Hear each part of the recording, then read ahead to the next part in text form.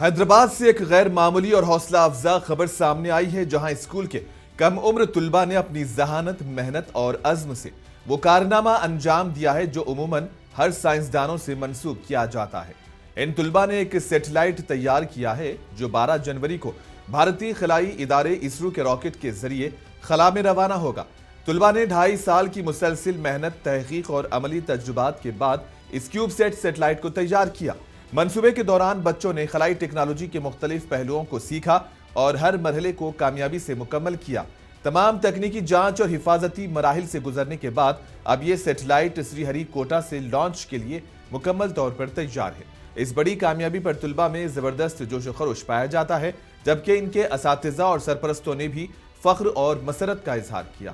ماہرین کا کہنا ہے کہ یہ کامیابی اس بات کا ثبوت ہے کہ اگر بچوں کو صحیح رہنمائی اور مواقع فراہم کیے جائیں تو کم عمری میں بھی بڑے خوابوں کو حقیقت میں بدل سکتے ہیں۔